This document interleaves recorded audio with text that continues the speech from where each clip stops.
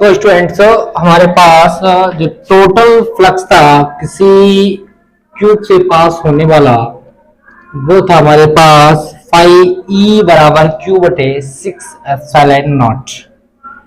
Five ई बराबर Q बटे 6 epsilon not student. तो स्टूडेंट इसे अब रफ करते हैं।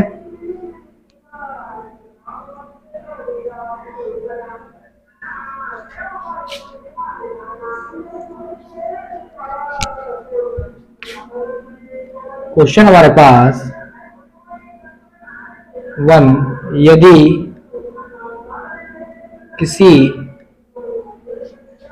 किसी घन की प्रत्येक सतह पर 17.70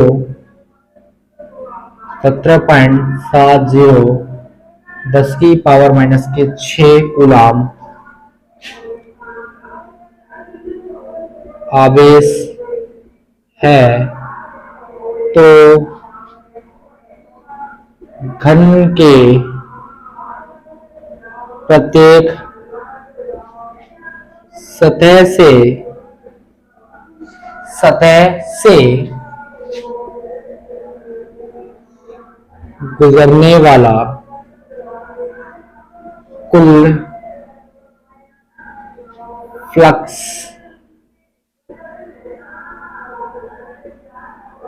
कितना होगा। हमारे पास स्टूडेंट एक क्वेश्चन है कि हमारे पास एक घन है, घन की क्या है, कोई प्रत्येक सतह है और उसकी प्रत्येक सतह पर हमारे पास जो आवेश है वो Q बराबर 17.70 10 की पावर माइनस के 6 कूलम आवेश। तो घन की प्रत्येक सतह यानी 6 सतह से हमारे पास जो टोटल 6 सरफेस हैं, टोटल हमारे पास जो 6 फेस है, 6 फलक हैं, उनसे गुजरने वाला कुल फ्लक्स निकालना है स्टूडेंट। ये रहा इसका हल। Q बराबर हमारे पास दिया है 1.770 10 की पावर माइनस के 6 कूलम। टोटल फ्लक्स हमें ज्ञात करना है। तब हमारे पास क्या होगा स्टूडेंट, तब हम जानते हैं कि फाइव ई बराबर क्यू बटे 6 एप्सिलॉन। टोटल हमारे पास जो फ्लक्स है वो 5 Q बराबर क्यू बटे 6 एप्सिलॉन नॉट। 5E का मान निकालना है स्टूडेंट, टोटल T मतलब टोटल फ्लक्स किसका, पूरे घन का फ्लक्स। Q का मान हमारे पास है 1.7 यानी 17.70 10 की पावर माइनस के 6 ऐसे ही। एप्सिलॉन नॉट का हमारे पास मान है 8.85 गुणा 10 की पावर माइनस के 12, 10 की पावर माइनस के 12। पॉइंट के बाद यहाँ भी हमारे पास दो संख्या है, पॉइंट के बाद हमारे पास यहाँ भी दो संख्या है, पॉइंट के बाद यहाँ भी दो संख्या, पॉइंट के बाद यहाँ भी दो संख्या। तो पॉइंट से पॉइंट हमारे पास हो गया स्टूडेंट कैंसिल। 5E टोटल बराबर हमारे पास 1770 बटे 6 गुणा 885, 10 की पावर माइनस के 12 प्लस की होंगी और 12 में से 6 जाएंगे, हमारे पास क्या बचे स्टूडेंट प्लस की 6।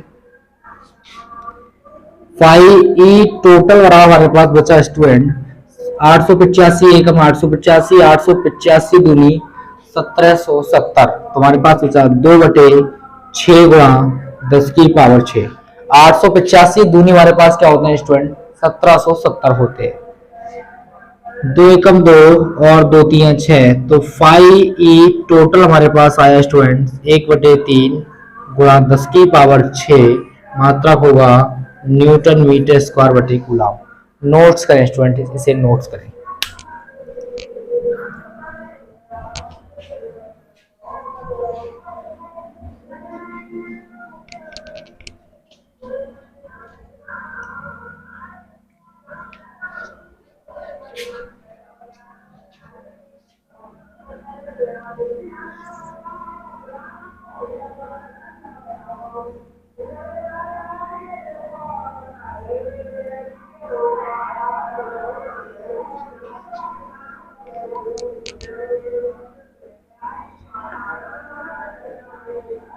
तो स्टूडेंट्स आइए इसे रफ करते हैं। आप चाहें तो वीडियो को पॉज करके लेक्चर्स का नोट्स बना सकते हैं, या वीडियो का स्क्रीनशॉट लेकर भी लेक्चर्स का नोट्स बना सकते हैं। स्टूडेंट्स नोट्स बना सकते हैं। इसके बाद स्टूडेंट्स हम सिद्ध करेंगे गॉस की प्रमेय के द्वारा कूलाम का नियम। तो हेडिंग डालते हैं स्टूडेंट, गॉस की प्रमेय के द्वारा कूलाम के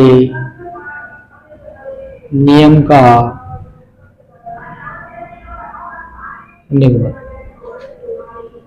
गॉस की प्रमेय के आधार पर हमें क्या करना है स्टूडेंट? कूलाम के नियम का निगमन करना है। तो आइए निगमन करते हैं। ये मान लो हमारे पास क्या है, कोई एक गोला है जिसका केंद्र हमारे पास कोई O है। गोले से केंद्र के बीच की हमारे पास जो परिधि है वहां की डिस्टेंस R है। और आपको पता है कि जो हमारे पास क्षेत्रफल एरिया जो हमारे पास है, एरिया वेक्टर है, वो हमेशा क्या होता है? पृष्ठ के परपेंडिकुलर होता है। पृष्ठ के परपेंडिकुलर होता है। तो मान लो हमारे पास यहाँ इस डायरेक्शन में हमारे पास इलेक्ट्रिक फील्ड E है। E और A के बीच हमारे पास कोई एंगल थीटा है। तो लिखते हैं चित्र के बारे में। माना कोई गोला जिसका केंद्र O है, त्रिज्या R है, जिसका हमारे पास गोले को हमारे पास क्या है? ये E यहाँ भी निकाल सकते हैं, इधर भी, कहीं भी निकालते हैं। तो हमारे पास गोले पे क्या होगा? इलेक्ट्रिक फील्ड प्रत्येक जगह समान होगा। गॉस की प्रमेय के द्वारा हमारे पास क्या होता है कि गोले के प्रत्येक सतह पर हमारे पास क्या होगा? इलेक्ट्रिक फील्ड सेम होगा, समान होगा। तो लिखते हैं, माना एक गोला जिसका केंद्र O व त्रिज्या R है। एक गोला है जिसका केंद्र हमारे पास O है, त्रिज्या क्या है? R है। गोले की सतह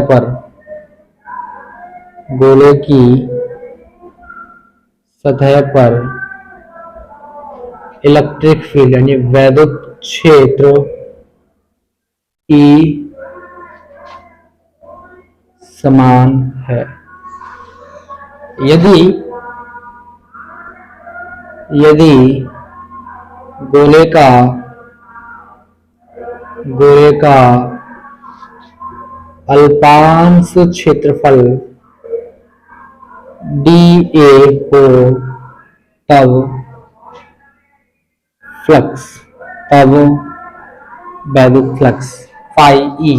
तुम्हारे पास स्टूडेंट फाई E बराबर होगा इंटीग्रेशन E इंटू dA। अल्पांश क्षेत्रफल हमारे पास dA है, E हमारे पास वैद्युत क्षेत्र। अब जैसे यहां से वेक्टर हटाएंगे, आपको पता है क्या आएगा? यहां से हमारे पास डॉट हटाएंगे, हमारे पास क्या आएगा? क्लोज इंटीग्रल लिखना होगा स्टूडेंट, ADA cos थीटा। और मान लेते हैं थीटा हमारे पास क्या हो? 0 हो। तो cos 0 का मान क्या होगा? हमारे पास 1 होगा। फाई E बराबर फाई बटे A इंटू DA। और 1 की गुणा इससे करेंगे हमारे पास तब भी यही आएगा। तो कोई लिखने की आवश्यकता नहीं।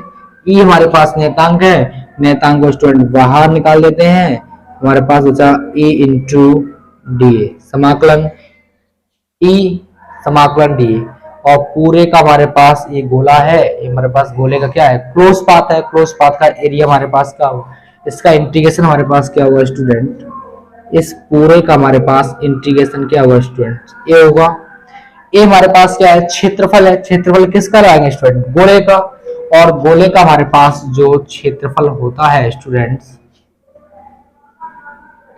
गोले का हमारे पास जो क्षेत्रफल होता है E इंटू 4 पाई R स्क्वायर, इसे मानते हैं 1, इसे मानते हैं स्टूडेंट। और गॉस की प्रमेय का हम प्रयोग कर रहे हैं, तो स्टूडेंट लिखेंगे गॉस की प्रमेय से, गॉस की प्रमेय है फाई E बराबर Q बटे एप्सिलॉन नॉट। गॉस की प्रमेय हमारे पास फाई ई बराबर क्यू बटे एफ एल नॉट है। ये वाला फाई ई का मान क्यू बटे एफ एल नॉट, इस फाई की जगह पर स्टूडेंट तो लिखते हैं समीकरण 1 व 2 से। ये वाला मान हमने फाई का मान इस फाई की जगह रख दिया, क्यू बटे F L naught E into 4 pi R square. E का मान निकालेंगे 4 पाई आर स्क्वायर, इसके गुणांक बन जाएगा यानी क्यू के बटे पहुंच जाएगा हमारे पास। ई का मान निकालेंगे 4 पाई आर स्क्वायर को या तो आप यहां लिखें या फाई से पहले एफ एल नॉट से, या तो एफ एल नॉट के बाद लिखें या एफ एल नॉट से पहले। तो हम क्या करते हैं एफ एल नॉट से पहले लिखते हैं, यानी क्यू बटे 4 pi R square into F L naught. E बराबर पहले हमने लिखा क्यू बटे लिखा 4 पाई, और गुणा का आपको पता है गुणा का मान आर स्क्वायर को बाद में एफ एल नॉट को पहले लिखेंगे स्टूडेंट। तुमने लिखा 4 pi F L naught into R square, गुणा में हम चेंज कर सकते हैं, हम आपको पहले लेक्चर्स में बता चुके हैं। इसको इस प्रकार से भी लिखा जा सकता है 1 बटे 4 pi F L naught Q बटे आर स्क्वायर, क्यू बटे आर स्क्वायर। हमसे पूछा है कि गॉस की प्रमेय के द्वारा कूलाम के नियम का निरूपण कीजिए, और हमने क्या निकाला स्टूडेंट, गॉस की प्रमेय के द्वारा बिंदु आवेश के कारण वैद्युत क्षेत्र की तीव्रता। यह समीकरण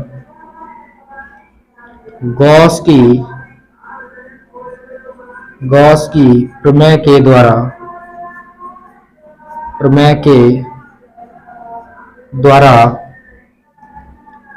वैद्युत क्षेत्र की तीव्रता को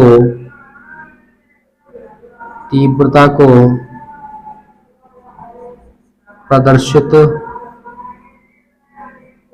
करती है।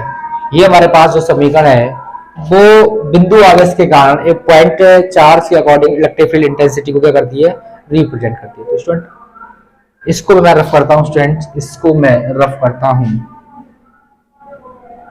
हमारे पास स्पेस कम है तो इसलिए मुझे इसे स्पेस करना होगा, इसे रफ करना होगा, क्योंकि हमें निकालना क्या है स्टूडेंट, हमें निकालना है कूलाम का नियम। कूलाम का नियम हमें ज्ञात करना है, और यहां लिखते हैं हम जानते हैं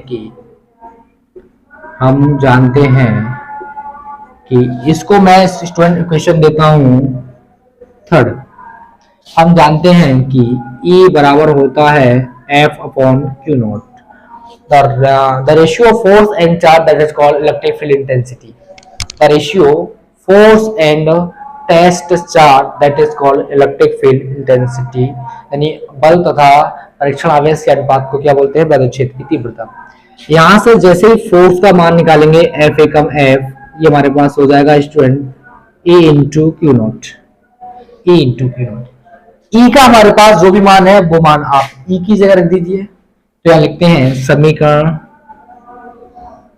3 से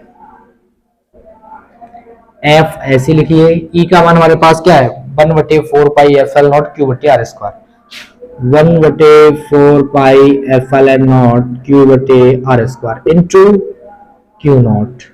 आप जब इसे लिखेंगे तो एफ बराबर 1 बटे 4 pi F L naught Q into Q naught बटे आर स्क्वायर। यही हमारे पास क्या है स्टूडेंट, कूलाम का नियम है। यही हमारे पास क्या है, कूलाम का नियम।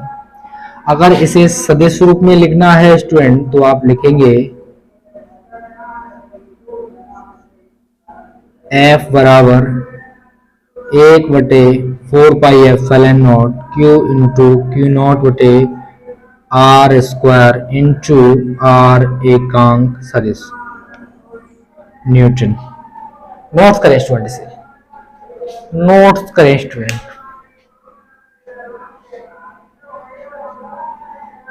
नोट्स करें स्टूडेंट इसे।